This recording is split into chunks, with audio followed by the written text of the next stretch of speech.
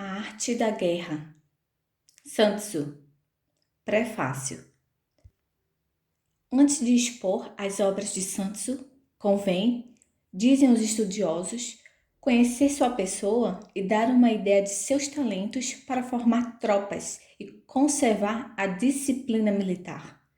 Aqui se apresenta, em poucas palavras, como é preenchido este duplo objeto e a verdadeira ou suposta história que é contada sobre este general.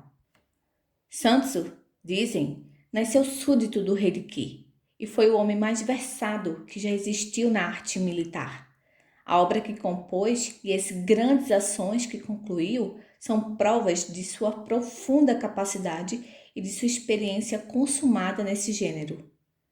Antes mesmo de conquistar essa grande reputação que o distinguiu por todas as províncias que hoje compõem o império e das quais a maioria carrega o nome do reino, seu mérito era conhecido em todos os lugares vizinhos de sua pátria.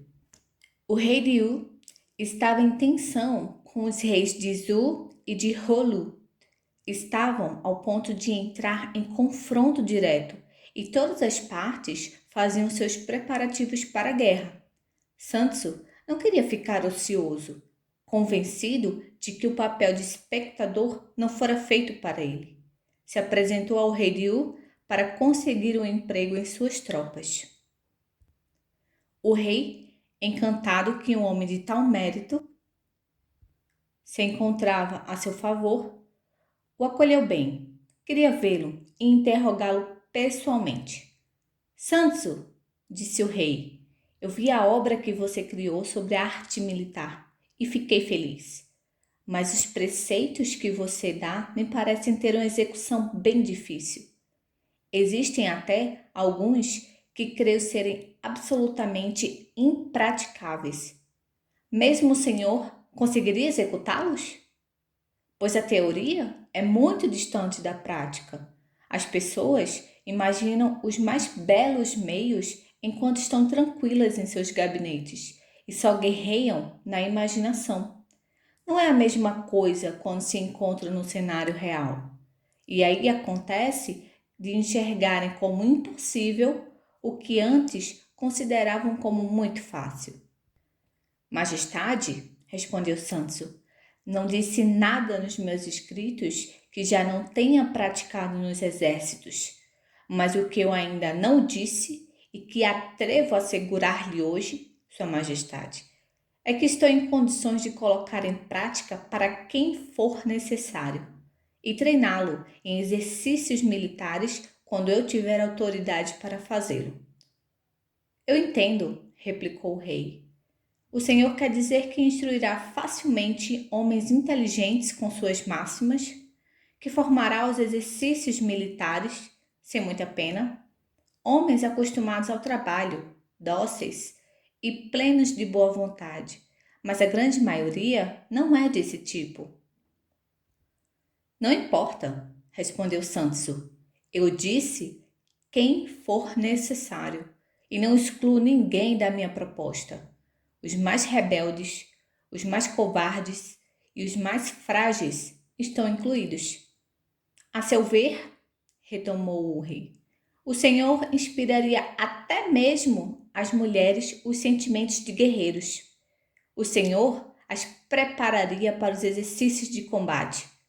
Sim, Majestade, replicou Sun Tzu num tom firme. Peço que não tenha dúvidas.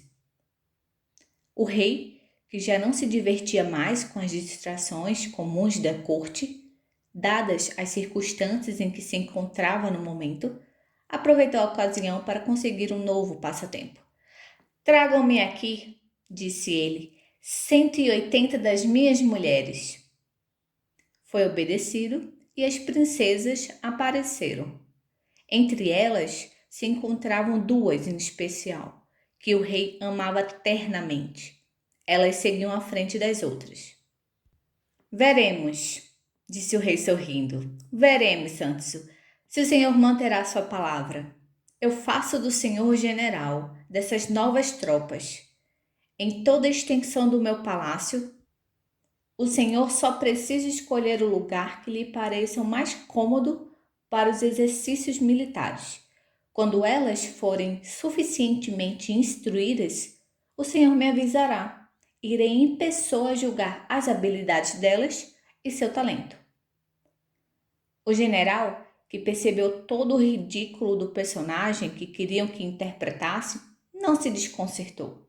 Ao contrário, pareceu muito satisfeito em honrar a ordem do rei, que não somente o deixou ver suas mulheres, mas ainda as colocou sob sua direção. Não decepcionarei, meu senhor, disse a ele com um tom tranquilizador. Espero que em pouco tempo Sua Majestade terá razões para estar contente com os meus serviços. Será convencido, pelo menos, de que Santos não é um homem que se aventura com imprudência. O rei se retirou para um aposento interior e o guerreiro pensava apenas em executar sua missão. Pediu armas e todo equipamento militar para seus novos soldados e, esperando que tudo ficasse pronto, conduziu sua tropa por um dos corredores do palácio, que parecia a ele o mais apropriado para seu projeto. Não demorou até que lhe entregasse o que foi pedido. Santos então dirigiu a palavra às princesas. Vocês estão agora, disse a elas, sob minha direção e minhas ordens. Devem me escutar atentamente e obedecer a todos os meus comandos. Essa é a primeira e mais essencial das leis militares. Então tenham muito cuidado para não quebrá-la. Quero que a partir de amanhã façam os exercícios perante o rei e espero que cumpram com exatidão. Após essas palavras, ele as vestiu em armaduras, deu a cada mulher uma lança, as dividiu em 2 grupos e colocou uma das princesas favoritas do rei à frente de cada grupo. Feitos os arranjos, começou sua instrução em seus termos. Conseguem diferenciar bem seu peito de suas costas e sua mão direita da sua mão esquerda? Respondam! Algumas risadinhas foram a única resposta que recebeu no início, mas como continuava quieto e sério, sim, sem dúvida, responderam-lhe em seguida as damas em uma só voz. Dito isso, retomou Santos, guardem bem o que vou lhes dizer. Quando o tambor tocar apenas uma vez, vocês devem ficar como estão agora. Só prestem atenção no que está diante do seu peito. Quando o tambor tocar 2 vezes, vocês devem se virar de forma que seu peito fique no lugar onde estava a sua mão direita. Se ao invés de 2 batidas, vocês escutarem 3, deverão se virar de modo que seu peito fique precisamente no lugar onde antes se encontrava a sua mão esquerda. Mas se o tambor tocar 4 vezes, devem se virar de forma que seu peito se encontre onde estavam suas costas e suas costas onde estava seu peito. Isso que acabei de dizer pode não ter ficado claro. Eu explico. Um toque do tambor significa que não devem mudar de continência, que devem ficar em guarda. 2 toques que devem virar para a direita. 3 toques que devem virar para a esquerda. E 4 toques que devem fazer uma meia volta. E continuou. Vou me explicar novamente. A ordem que seguirei é tal. Primeiro, vou bater uma vez. Com esse sinal, vocês devem ficar prontas para ouvir a ordem que seguirá. Alguns momentos depois, eu vou bater 2 vezes. Assim, todas juntas, vocês virarão para a direita com seriedade. Depois, eu tocarei não 3 vezes, mas 4. E vocês farão a meia volta. Eu retomarei então a primeira situação, como anteriormente. Tocarei uma vez. Concentre-se com este primeiro sinal. Em seguida, eu tocarei não 2, mas 3 vezes, e vocês virarão à esquerda. Com 4 toques, vocês completarão a meia volta. Compreenderam bem o que eu disse? Se restar qualquer dificuldade, só precisam me perguntar e eu tentarei resolver. Entendemos, responderam as moças. Concluindo essa introdução, retomou Sanderson, vou começar. Não esqueçam que o som do tambor está tomando o lugar da voz do general, porque é através dele que o general lhe dará as ordens. Depois dessa instrução repetida 3 vezes, Sanderson organizou novamente sua pequena armada e após tocou uma vez o tambor. Com esse barulho, todas as damas começaram a rir. Tocou 2 vezes. Elas riram mais ainda. O general, sem perder a seriedade, lhes dirigiu a palavra nesses termos. Pode ser que eu não tenha explicado com suficiente clareza as instruções que lhes dei. Se for esse o caso, a culpa é minha. Tratarei de corrigir este erro, falando de uma maneira que esteja mais ao seu alcance. Imediatamente, ele repetiu 3 vezes a mesma lição em outros termos. Veremos agora se serei melhor obedecido, acrescentou. Tocou uma vez o tambor, tocou 2 vezes. Vendo seu ar de gravidade e os aparelhos bizarros que vestiam, as mulheres esqueceram que precisavam obedecer.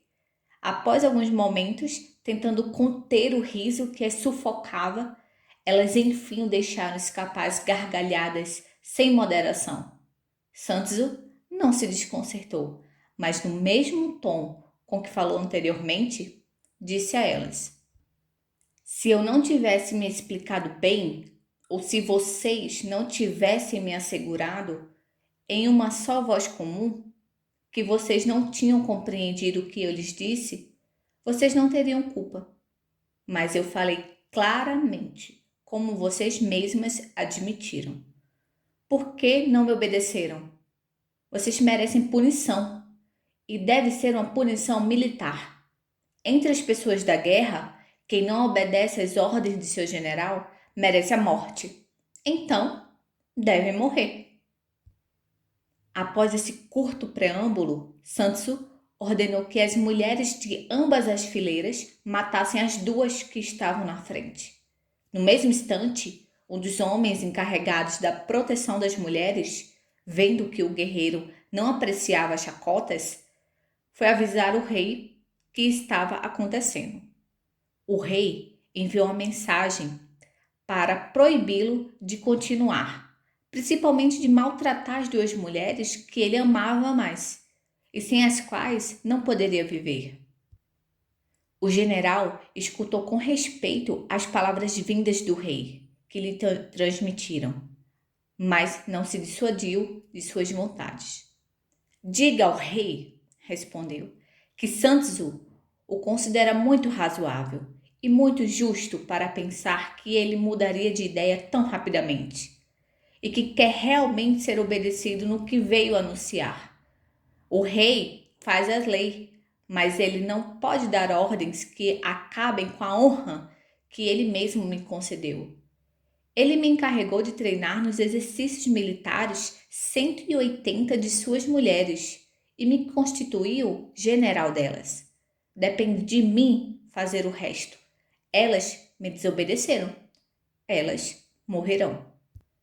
Assim que pronunciou essas últimas palavras, tomou o seu sabre e, com o mesmo sangue frio que havia testemunhado, cortou as cabeças das 2 que lideravam as outras. Rapidamente, colocou 2 outras em seu lugar, deu as batidas de tambor combinadas anteriormente com a sua tropa, e como se as mulheres tivessem a vida toda se ocupado da guerra, elas se viraram em silêncio, sempre na posição certa. Sanderson dirigiu a palavra ao enviado. Vá advertir o rei que suas mulheres sabem fazer o exercício, que eu posso levá-las à guerra, fazê-las enfrentar todo tipo de perigo e mesmo fazê-las passar através de água e de fogo. O rei, tendo ouvido tudo o que se passou, foi penetrado por uma dor intensa. Então, eu perdi, disse com um profundo suspiro. Perdi quem eu mais amava no mundo. Que esse estrangeiro se retire para o seu país. Não quero mais nada dele, nem de seus serviços. O que fez, seu bárbaro? Como viverei agora? Por mais inconsolável que o rei parecesse naquele momento, o tempo e as circunstâncias o fizeram esquecer sua perda. Os inimigos estavam prontos para saltar sobre ele. Convocou Sanso, o fez general de seu exército e, com sua ajuda, destruiu o reino de Zul. Seus vizinhos, que antes mais lhe causavam ansiedade, agora eram tomados pelo medo, apenas ouvindo um ruído das belas conquistas de Sanso, e se curvaram diante do rei que tinha tal homem a seu serviço.